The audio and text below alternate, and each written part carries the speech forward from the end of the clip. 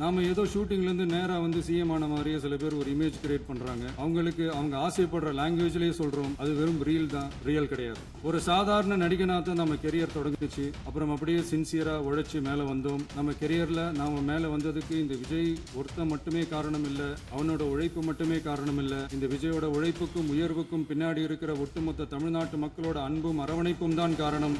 ஒவ்வொரு வீட்டில் ஒவ்வொருத்தரும் நம்மளை அவங்க பிள்ளையா, மகனா, அண்ணனா, தம்பியா ஏற்றுக்கிட்டது இயல்பா நடந்துச்சு. தமிழ்நாட்டு மக்களோட மனசுக்குள்ள போறதுக்கு நாம பட்ட பாடு நமக்கு மட்டும்தான் தெரியும். இதெல்லாம் புரிஞ்சாலும் புரியாத மாதிரி இருக்கிறவங்க தான் நம்மள நடிகன் என்று சொல்லியும், நம்ம கட்சியை நடிகன் கட்சின்னு சொல்லியும் சில நக்கல் நையாண்டி இதெல்லாம் பேசுவாங்க. அதை பத்தி நமக்கு கவலை இல்லை.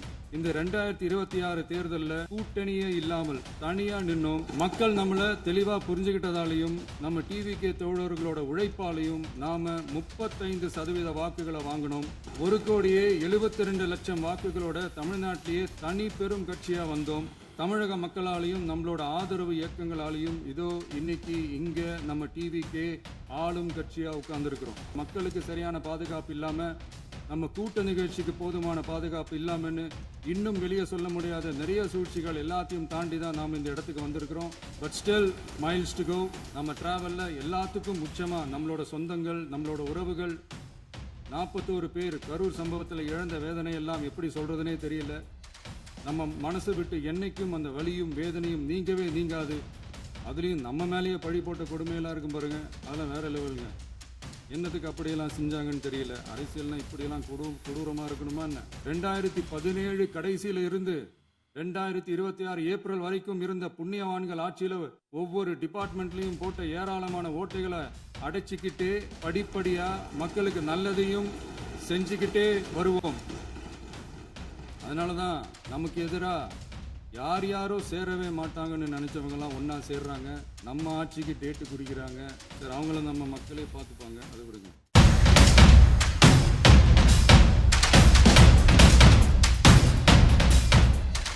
மாண்புமிகு முதலமைச்சர் அவர்கள்.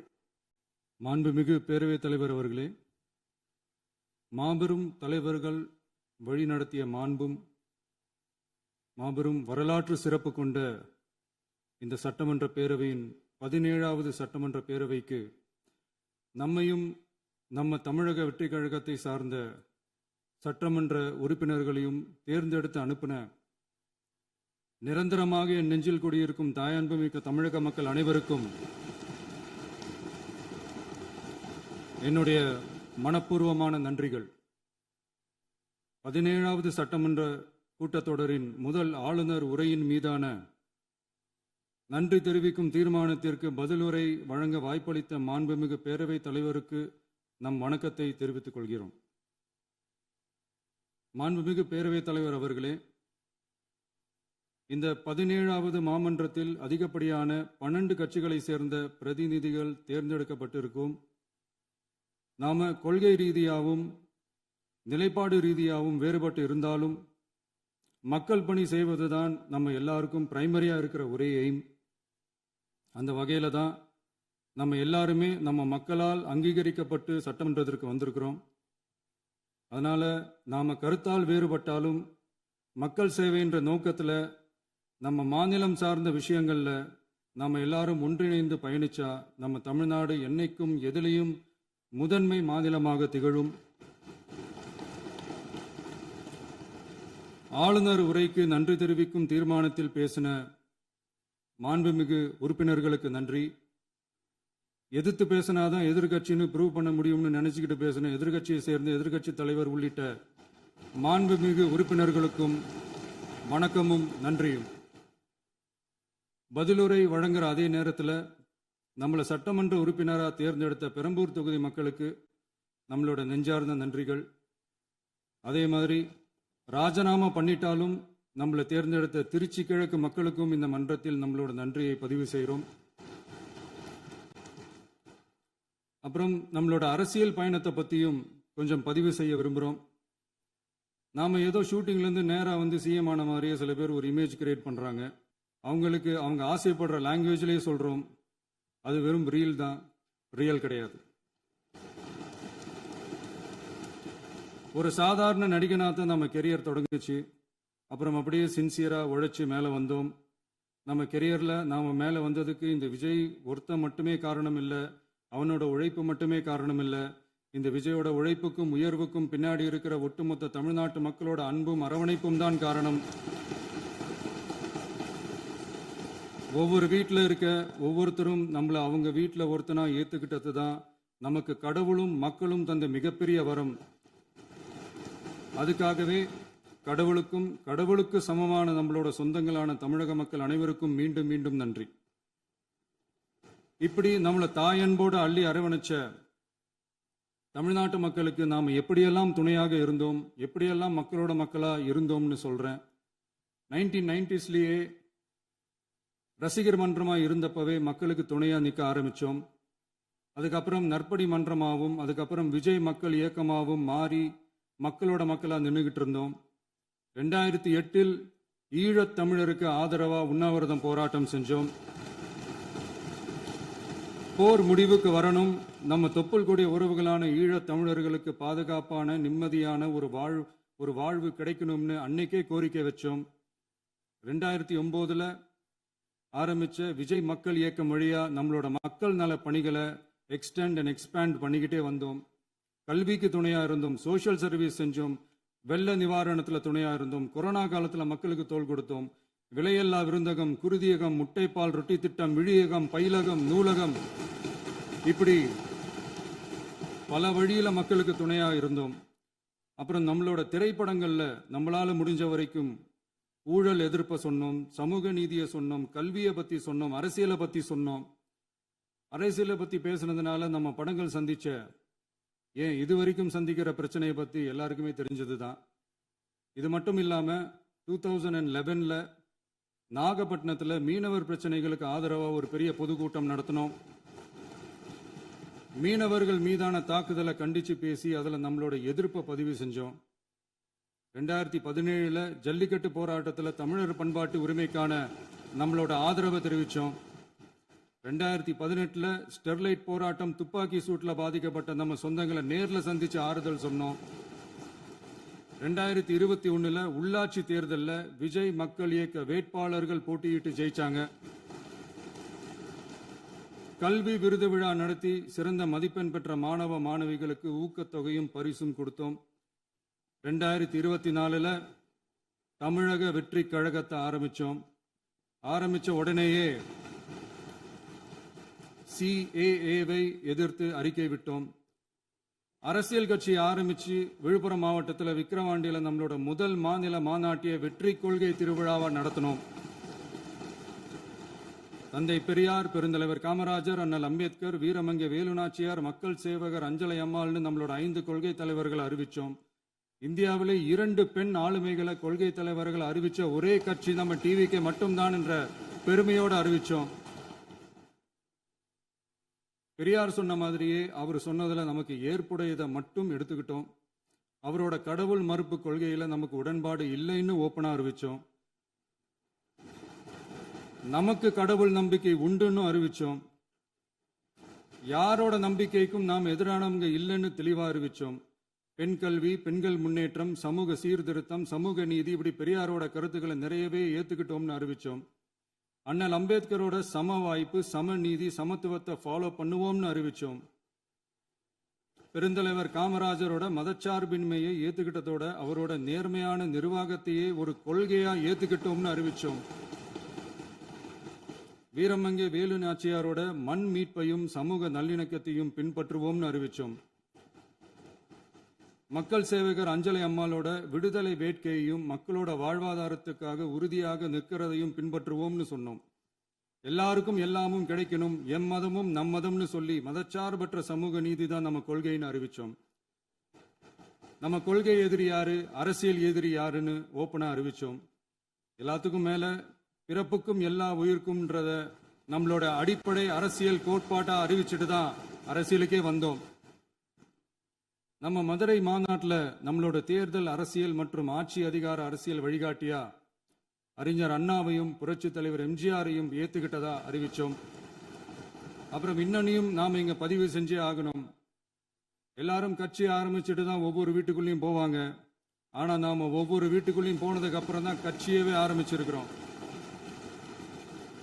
ஒவ்வொரு வீட்டில் ஒவ்வொருத்தரும் நம்மளை அவங்க பிள்ளையா, மகனா, அண்ணனா, தம்பியா ஏத்துக்கிட்டதும் இயல்பா நடந்துச்சு.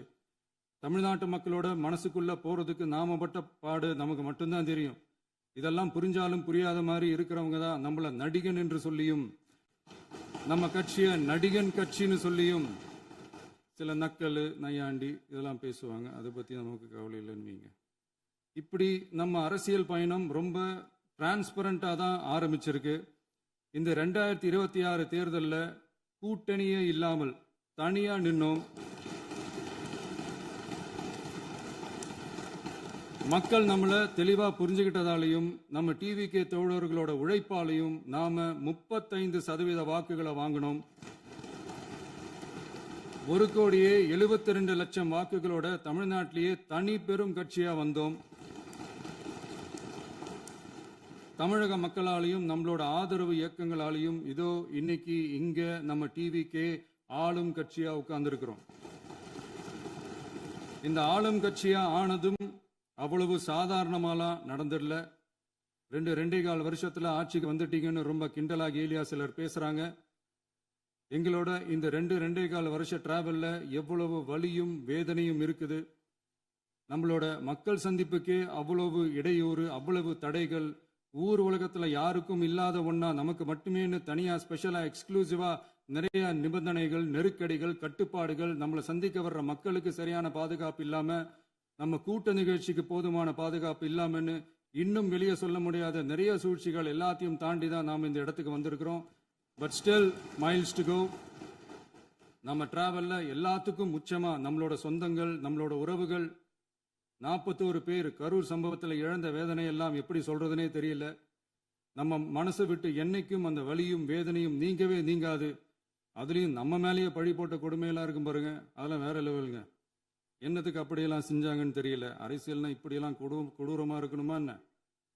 சரி விடுங்க. இந்த விஜய் இவனோட மக்களுக்காக எதையும் தாங்க தயாராகிட்டான். இவ்வளவு பெயின்ஃபுல்லான நம்ம பொலிட்டிக்கல் டிராவல்ல நம்மளோட மிகப்பெரிய ஆறுதலும் பலமும் என்ன தெரியுமா? என் நெஞ்சில் குடியிருக்கும் என்னோட தமிழ்நாட்டு மக்களும், என் உயிருக்கு உயிரான என்னோட தோழர்களும் தான். அவங்களோட பலத்தால தான்.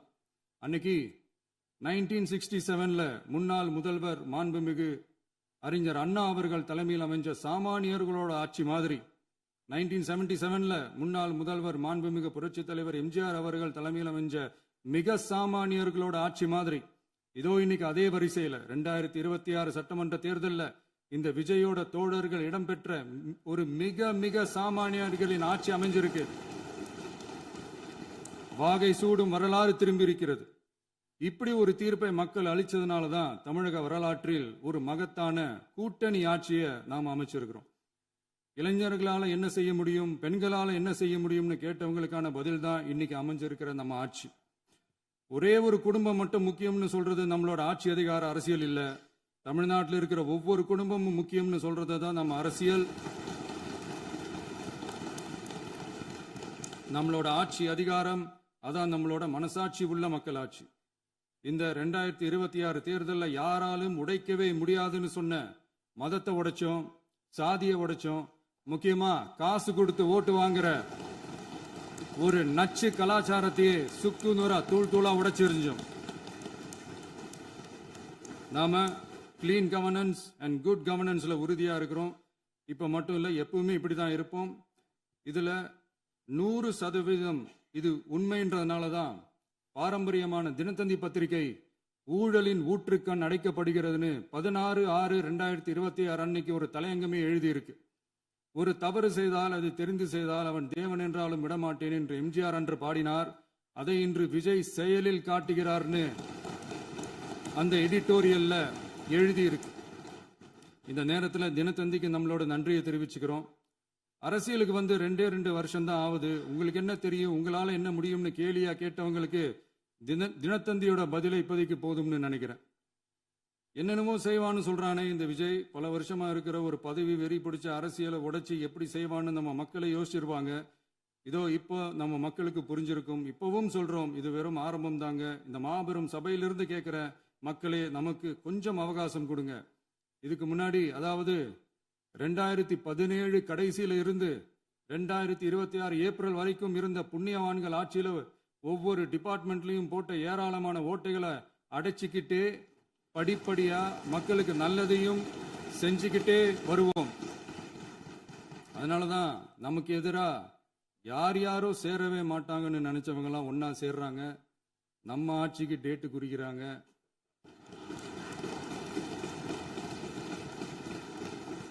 சரி, அவங்கள நம்ம மக்களே பார்த்துப்பாங்க, அதை விடுங்க. நாம ஆட்சிக்கு வந்து சரியா 40 நாள் ஆகுது. அதுக்குள்ள என்ன செஞ்சீங்கன்னு கேட்கறாங்க. ஒரு லிஸ்ட் ஒன்னு சொல்றேன் கேளுங்க. பெண்கள் பாதுகாப்புக்காக சிங்கப்பெண் சிறப்பு படை, 200 யூனிட் வரை கட்டணமில்லா மின்சாரம், போதைப் பொருள் ஒழிப்புக்காக தனிப்படை, குறுவை நெல் சாகுபடியை ஊக்குவிப்பதற்காக 134.83 கோடி சிறப்பு தொகுப்பு திட்டம், வழிபாட்டு தலம், ஸ்கூல், பஸ் ஸ்டாண்டுன்னு அதுக்கு பக்கத்தில் இருக்கிற 717 மதுபான கடைகள் மூடப்பட்டன. அங்க வேலையில் இருந்தவர்களுக்கு வேறு கடைகளில் வேலை, கவனிக்கப்படாமல் விடப்பட்ட அம்மா உணவகங்கள் புதுப்பிக்கப்பட்டன. பத்திரப்பதிவு துறையில் பகல் கொள்ளைக்கு ஃபுல் ஸ்டாப் வைக்கப்பட்டுள்ளது. வருகையில்லா ஆவண பதிவு முறை கொண்டு வர உத்தேசிக்கப்பட்டு செயல்பாட்டில் உள்ளது. அரசு மற்றும் தனியார் மருத்துவமனையில் ஸ்கேன் மையங்களில் கருவுறுவதற்கு முன் மற்றும் பின் ஏற்படும் தவறுகளை கண்காணிக்கவும், மருத்துவ நிறுவனம் முறைப்படுத்தும் சட்ட விதிகள் பின்பற்றப்படுகிறதா என கண்காணிக்கவும், மருத்துவ மற்றும் ஊரக பணிகள் இயக்கத்தின் பயன்பாட்டிற்காக 40 புதிய வாகனங்கள் வழங்கப்பட்டுள்ளது. கூட்டுறவு வங்கியின் ஏழை எளிய மக்கள் வாங்கிய கடனுக்கு முதல் முத்தாய்ப்பாக ரூபாய் 2045 கோடி தள்ளுபடி வழங்கி ஆணையிடப்பட்டுள்ளது. ஒன்றிய அரசிடம் கேட்டுக்கொண்டதற்கிணங்க கடந்த 2 வருடமாக நிறுத்தி வைக்கப்பட்ட இருந்த ஜல் ஜீவன் மிஷன் திட்டம் புதுப்பிக்கப்பட்டு ஜல் ஜீவன் மிஷன் திட்டம் 2.0 நடைமுறைக்கு கொண்டு வரப்பட்டுள்ளது. 18,500 கோடி அளவில் உறுதியளிக்கப்பட்ட காஞ்சிபுரம் மாவட்டத்தில் மைய விரிவாக்க திட்டம், கோயம்புத்தூரில் மின்னணு பொருட்கள் மற்றும் மின்னணு அமைப்புகள் உற்பத்தி திட்டம் மற்றும் திருவள்ளூர் மாவட்டத்தில் காட்டுப்பள்ளி LNT கப்பல் கட்டும் தளம் விரிவாக்க திட்டத்திற்கு ஒப்பந்தங்கள் போடப்பட்டுள்ளன. அனைத்து நிர்வாக நடவடிக்கைகளும் மின்னணு முறையில் மாற்றம் கொண்டு வர நடவடிக்கை எடுக்கப்பட்டு வருகிறது. சட்டவிரோத கல்குவாரி மற்றும் அனுமதியின்றி கனிமங்களை எடுத்துச் செல்வது தடுக்கப்பட்டுள்ளது. பல்வேறு குவாரிகள் சீல் வைக்கப்பட்டுள்ளன. கனிமங்களை கண்காணிப்பது, எல்லைகளை நிர்ணயிப்பது மற்றும் ஆளில்லா விமானம் மூலம் அளவீடு செய்வது போன்றவற்றை செயல்படுத்துவதற்கான பணிகள் மேற்கொள்ளப்பட்டு வருகின்றன. அனைத்து துறைகளிலும் அலுவலர் தலையீடு இல்லாமல் லஞ்ச லாவண்யமற்ற தமிழகத்தை உருவாக்க அனைத்து நடவடிக்கைகளும் முடுக்கிவிடப்பட்டுள்ளது. இதெல்லாம் சாம்பிள் தான், இன்னும் இருக்கு. இந்த வெறும் 40 நாளுக்குள்ளேயே இவ்வளவு செஞ்சிருக்கோம்னா இனி வர்ற நாட்கள்ல கொஞ்சம் கொஞ்சமா படிப்படியா ஸ்டெடியா உழைச்சி லஞ்ச லாவண்யம் இல்லாத, ஊழல் இல்லாத, பெண்களுக்கு பாதுகாப்பான, சுதந்திரமான, டிரான்ஸ்பரண்டான தமிழ்நாட்டை நம்ம சொந்தங்களான தமிழக மக்களுக்கு தர்றது தான் நம்மளோட ஒன் அண்ட் ஒன்லி டார்கெட். கண்டிப்பா அதை நிறைவேற்றியே காட்டுவோம். 8 கோடி மக்கள் நம்மளோட இருக்கிறப்போ ஏங்க அதை செய்ய முடியாது?